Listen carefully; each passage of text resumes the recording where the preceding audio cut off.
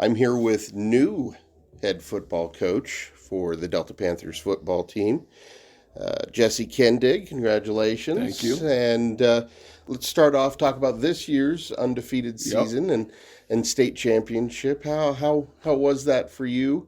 And I know it was incredible for the boys. I know you guys just got your rings. So Yep. talk a little bit about that. Yeah, it's a special group. We knew they were a special group coming in, and knew that at a young age. And we knew last year when we fell short that was always our plan. It was so when we made it there, it wasn't. It's kind of hard to explain, but that when that's your plan and you make it there, it's not this shock and awe feeling. And I feel like that was a big role that played into winning the state championship game. Is our kids were prepared and they weren't surprised to be there. The nerves weren't as much as you would maybe a first time or even a second time when we've made it. So that was huge. And just having a group of kids that, they still are coming into the office. A lot of times when the season's over, you don't get to see them, and building that relationship with those kids. They're still coming in. They want to say hi. We had the ring ceremony. That was beyond special. And it's a new feeling. When we've been to the state championship, we've never won it. And so it was kind of a different feeling to go, wow, look at all these things we have to do now that we've won. Yeah.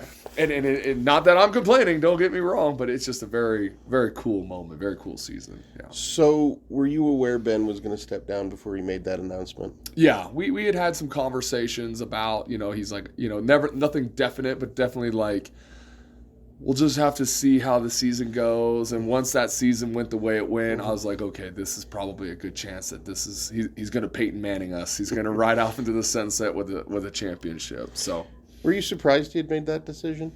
A little bit. I can't picture him without football. I don't know how to say it. Some people were built for this life, and he was definitely one of those people. And so, I know for a fact he's going to help out here and help me and do some things like that, kind of behind the scenes and doing things like that. You just can't replace someone that has 30 plus years of experience, and we're grateful for that. But yeah, a little surprised to see that he's still got all the energy, he's still got all the passion. A lot of times people retire, they're over it. But I think he and Miss J will have a great time doing what they're going to do. So. What was the process that went into hiring the new head coach that you had to go through? It was just kind of a normal hiring process. So they had it posted for a couple weeks, brought in some candidates.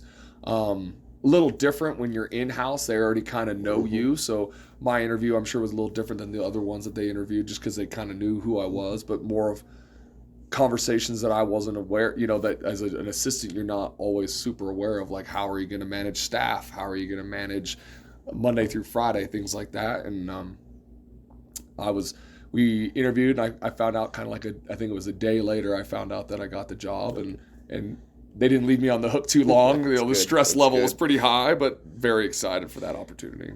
Do you know how many candidates there were? No, I know they just interviewed me and two others, so they were interviewed 3. I don't know if that was more or less than what interviewed or what applied, but I do know that they did mention there wasn't as many applications as I thought there were going to be for a place like Delta that had the winning tradition, but it's also Delta's kind of small town USA. Right, sure. What is you mentioned the staff? What is your staff going to look like? You're going to retain, Yep. I'm guessing, most everybody. Yep.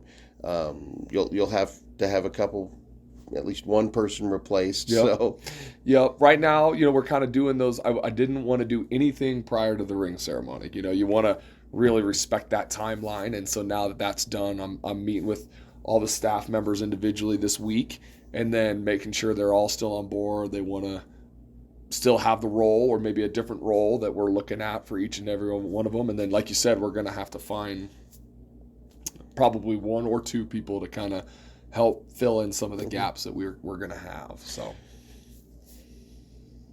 do you have in mind where you want people to be of the coaches that are coming back? I do. I think the one interesting piece for me will be, I've managed kids for 10 years, and it'll be a different world for me to manage staff. So sometimes it's easy to take orders from people. They don't have a problem with it, and sometimes it's not. And so making sure, for me, I've had a unique position to kind of watch as an assistant to see kind of where people excel and maybe don't excel. So I do have some ideas on where I want people, but the big one's going to be, who's going to call the offense, who's going to call the defense, and figure out, is that me, is that somebody else? We just got to figure out where we are best and what's best for kids. So How would you explain your coaching philosophy?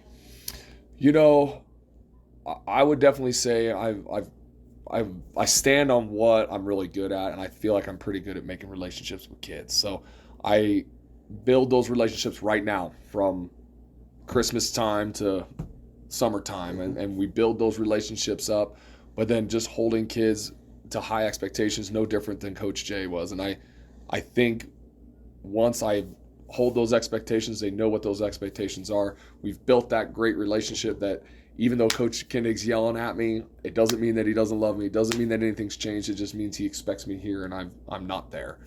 And the last piece for me is I'm a big believer in preparation. So making sure our kids are prepared. And I believe that's why our defense has been so good for so long, is even when Coach Jay was calling it before me, and then when I took over, if you're not prepared, you can't hold teams to 14 points or less in all your games this season. And so they were very prepared, and once they're prepared, they can play carefree. So those kids that you've coached this year, a lot of them were seniors. Yes, sir. They're graduating. Yep. Nick Saban always said about Alabama, we don't rebuild, we reload. Yep. What do you think about the team next year, losing all those seniors? What are your expectations? I think that's a great quote by him, because the interesting piece is we've got a kid like Davion Lopez who never got to see the field, who I believe would have played in that state championship game for Rifle. Just a good kid, big-bodied lineman, has great motor to him. He just wasn't better than the front four I had, So he's going to get his opportunity. He's going to get all those chances that he hasn't been able to do. We've got two returning All-Staters, a returning All-Conference kid. You're going to see some new faces out there, but I'm not using the word rebuild, because we've got a great group of kids coming up. We just got to find they're not that class of last year. Right. So we've got to make sure we adapt our offense and our defense to what we have. And I think they could be just as special. They're a playoff team, just like we've always been. And then once you make the playoffs, it's wherever the cards fall. Right. So, yeah. Well, I wish you luck. I look forward to talking to you more next year. I look forward to it. Thanks, Jesse. Thanks.